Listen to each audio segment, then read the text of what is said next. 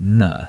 The night my father looked me in the eye and said, "You're not my son anymore," was the same night I realized I had been carrying his approval like a debt I never agreed to owe. I was 22, fresh out of my second year of community college, working 30 hours a week at a hardware store, trying to piece together a life that never quite fit the mold my parents had designed for me. My father was a man who measured worth in straight lines: stable job, respectable income, a name that didn't embarrass him at church on Sundays. My mother was quieter about it, but she enforced his rules the way a shadow enforces a wall. She was always there, always watching, always nodding at whatever he decided. What I had done, in their eyes, was unforgivable.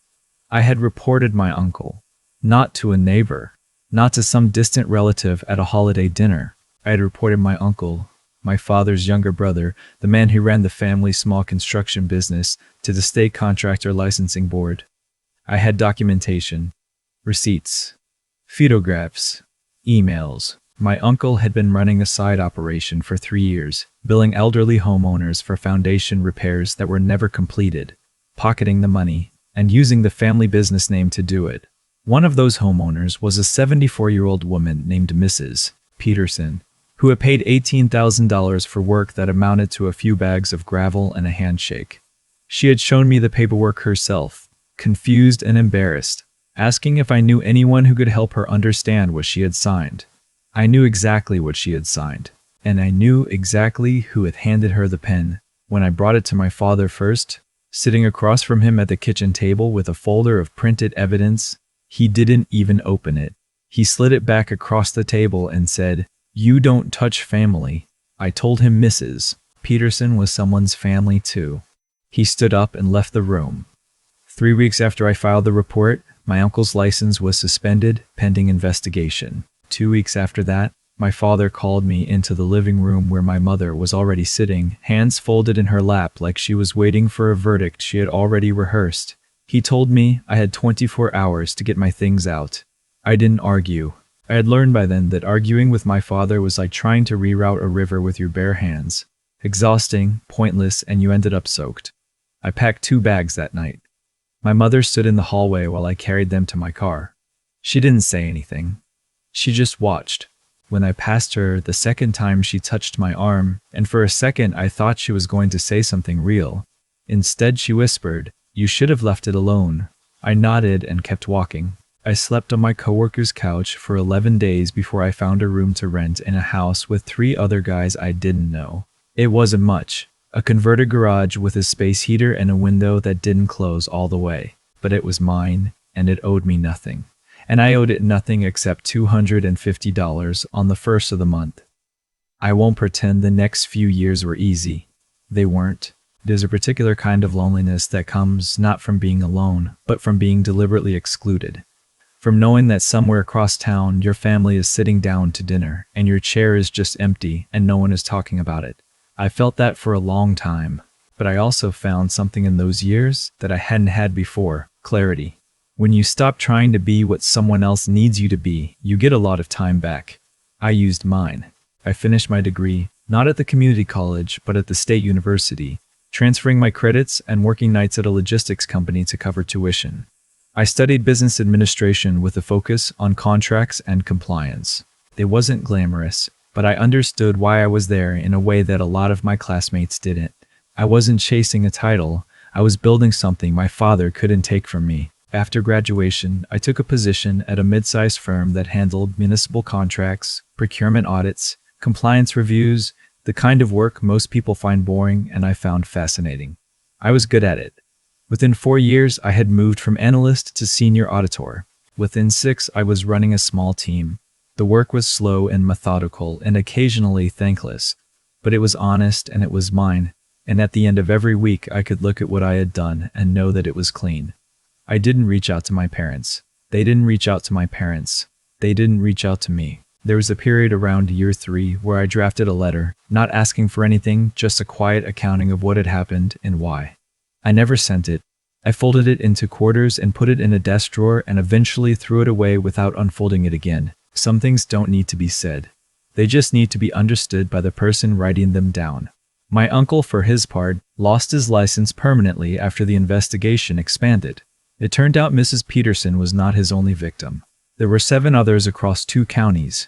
He pled guilty to contractor fraud, paid a fine that represented maybe a third of what he had taken, and did no jail time.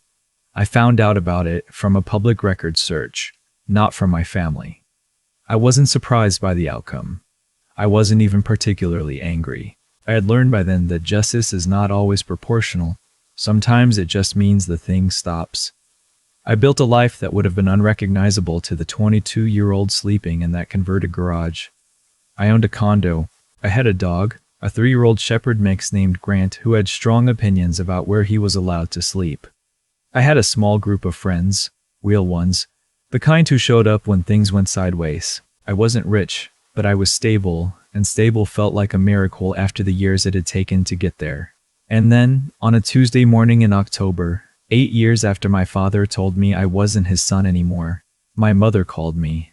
I didn't recognize the number at first. She was calling from a different phone. I found out later she had gotten a new one at some point and never told me.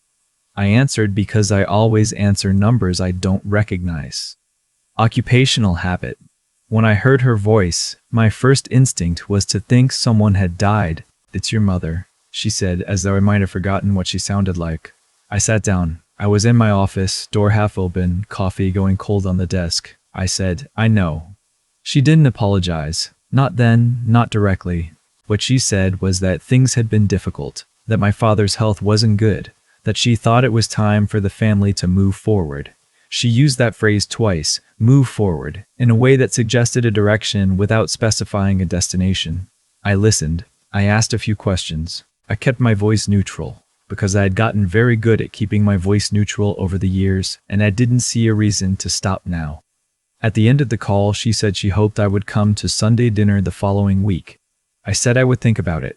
I didn't go to Sunday dinner, but I did call her back 2 days later and we talked for 40 minutes, the longest conversation we'd had in 8 years, and still somehow one of the most surface-level exchanges of my life. She talked about the garden. She talked about a neighbor who had moved away. She mentioned my father's back surgery the previous spring. She did not mention my uncle. She did not mention the night she stood in the hallway and watched me carry my bags to my car. I let it go. I was curious where this was leading, and I had learned that patience was a better tool than confrontation when the other person was still deciding how much to reveal. Over the following 6 weeks, we talked 4 more times. My father got on the line once. Briefly, he said, "Hello, and glad you're doing well," and handed the phone back to my mother. It was like shaking hands with a stranger at a funeral. Technically civil, fundamentally hollow.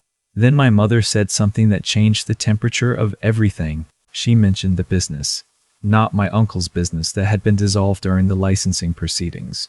She meant the property. My grandfather had owned a commercial lot on the edge of town, a modest parcel that had been in the family for 30 years, and had been sitting unused since my grandfather's death 7 years ago. I knew about it vaguely, the way you know about things that exist in the margins of a family you've been cut out of. What my mother told me, carefully and with what I recognized as a rehearsed casualness, was that the property had recently been appraised and that the family was considering selling it, and that my name was on the deed. I went very still. I asked her to repeat that. She repeated it. My grandfather, apparently, had added my name to the deed some years before his death. She wasn't sure exactly when, she said, though the uncertainty in her voice had the texture of something she had decided in advance to be uncertain about. What I understood in that moment, without her having to say it plainly, was that my name on that deed was not an asset. It was a complication. The property couldn't be sold without my signature, and the reason she had called me 6 weeks ago, the reason we had been having these careful, surface-level conversations about gardens and neighbors and back surgeries, was that they needed something from me. I stayed calm. I thanked her for letting me know. I said I would need to look into it before I could have any real conversation about it. The next morning, I called a real estate attorney, which she told me was clarifying in a way I hadn't expected. My grandfather had added me to the deed and not as a secondary party, but as a co-owner with equal standing. This wasn't a clerical footnote. It was a deliberate decision, recorded and filed, made approximately 14 months before his death. The attorney pulled the records while I was on the phone. She read me the date. It was 4 months after my father had thrown me out. My grandfather had known. I sat with that for a long time. I thought about my grandfather, a quiet man, a careful man, the kind of person who said things once and meant them permanently. I thought about what it would have taken for him to walk into a county recorder's office, fill out the paperwork, and add my name to that deed without telling anyone. I thought about what he was trying to say and whether he had expected me to ever need to hear it. I thought I understood.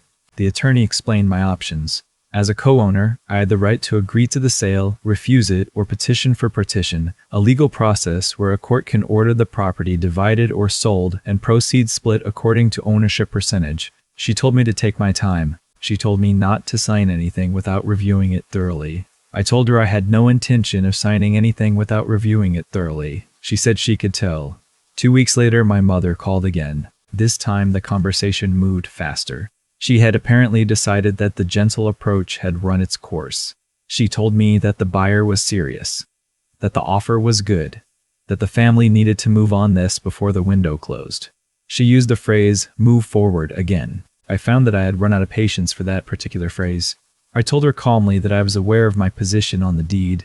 I told her I had spoken with an attorney. I told her that before I could consider anything, I needed a full accounting of the property's history, maintenance records, any agreements or encumbrances, all communications with the potential buyer. There was a pause on the line that lasted long enough to mean something. She said she would have to talk to my father. I said that was fine and that I would wait. What came next was not a phone call. It was a letter, the formal kind, on legal stationery, from an attorney I had never heard of. It informed me that my parents were pursuing a legal claim to have my name removed from the deed on the grounds that my grandfather had lacked the requisite mental capacity at the time of the filing, and that the addition of my name had been made under what they characterized as undue influence. I read it twice. I set it down. I picked it up and read it a third time. Then I called my attorney. She was not surprised. She had seen this move before. She said it was a pressure tactic, designed to make the younger or less resourced party either settle quickly or fold. The capacity claim was weak. My grandfather's medical records from that period showed no documented cognitive decline, and the deed filing had been witnessed and notarized without any notation of concern. The undue influence allegation was even thinner. I had been living in a rented room across town at the time, with documented estrangement from the family. The idea that I had somehow manipulated my grandfather into adding my name to a deed while being actively excluded from every family gathering was not a narrative that would survive contact with evidence. But litigation is expensive and slow and uncertain, and I think they were counting on me not having the stomach for it. They had misjudged me. What happened over the following 7 months I will summarize, not because the details are unimportant, but because the details are largely procedural, and the procedural parts of justice are rarely the parts that teach you anything. We filed a response contesting every claim. My attorney subpoenaed my grandfather's medical records, the records from the attorney who had prepared the original deed amendment, and the notary who had witnessed the signing. She deposed my parents. She deposed the potential buyer, who turned out to have a pre-existing relationship with my uncle, the same uncle, the one whose license had been revoked, who was apparently still in the orbit of my family's financial decisions. That detail, when it surfaced, changed the character of the case considerably. The deposition of my uncle was something I was not present for, but my attorney's summary of it was concise. He had been in contact with the buyer for over a year, stood to receive a finder's fee from the transaction, and had been the one to initially alert my parents to the problem of my name on the deed. He had also, it emerged, told my parents at some earlier point that my grandfather had been not himself in his final years, a characterization that the medical records did not support and that several of my grandfather's longtime friends were prepared to contest under oath. The case did not go to trial. 3 weeks before the scheduled hearing date, my parents' attorney contacted mine with a settlement offer. They would drop the capacity claim and the undue influence allegation. They would acknowledge my equal ownership of the property. In exchange, they wanted me to agree to sell at the original offer price, with proceeds split according to the deed percentages, which gave me 40%. I had a long conversation with my attorney. I had an even longer conversation with myself. I accepted the settlement, not because I was tired, though I was, not because I was afraid of trial, because I wasn't. I accepted it because the property was never what this had been about for me. What I had needed was for the record to be clean, for my name to be acknowledged, for my grandfather's decision to be treated as the deliberate and considered act that it was. The settlement gave me all of that, in writing, with signatures at the bottom. The sale closed on a Thursday in March.